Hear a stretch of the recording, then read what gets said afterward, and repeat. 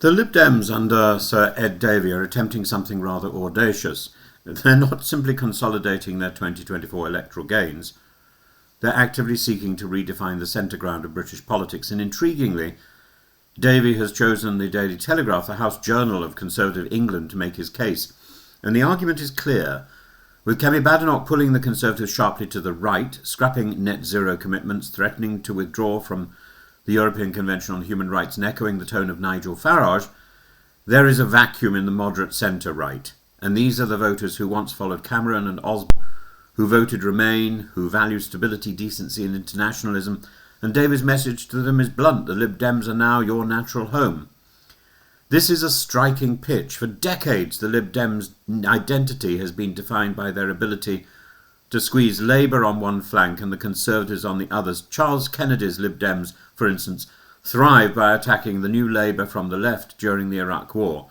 Yet Davey is not repeating that play. Instead, he is fishing almost exclusively in Tory waters because he sees the opportunity and the numbers to confirm it.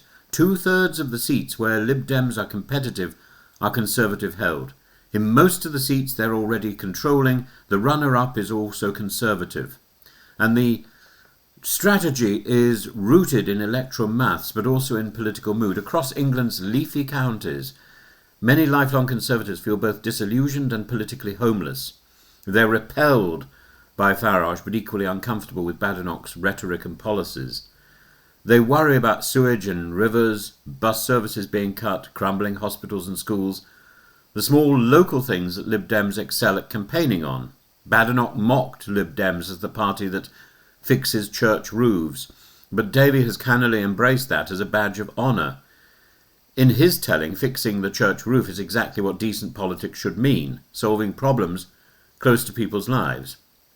Now, can the Lib Dems really become the new Tory centre? There are reasons for caution. First, the party has yet to expand its policy platform beyond health, care, sewage and localism.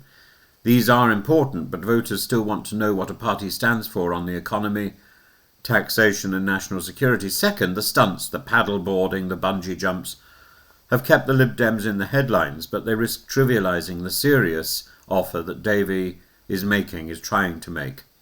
Polling shows that even many Lib Dem supporters think such antics make the party look unserious, and yet there's also real momentum. At 14% in the polls, the Lib Dems are just 3 points behind the Conservatives. They now control more councils than the Tories, and the 2024 general election saw them surge from 11 MPs to 72, their best performance in a century. The wider context matters too.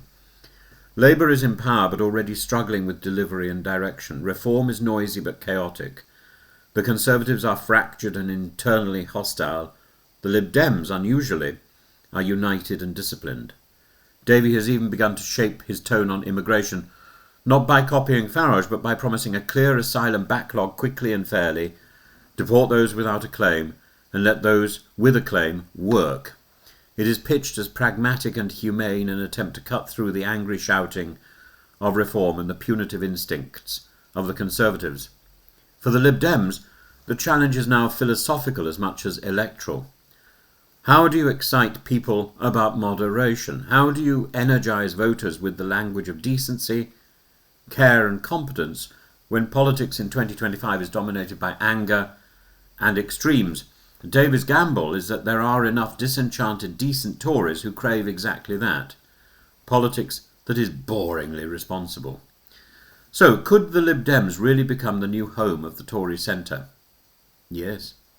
If Badenoch continues to alienate the middle ground, if Labour cannot convert disillusion into loyalty, and if Davey can add more intellectual substance to his party's offer, the South West, Oxfordshire, Surrey, these are no longer Conservative heartlands but contested Lib Dem Tory battlegrounds.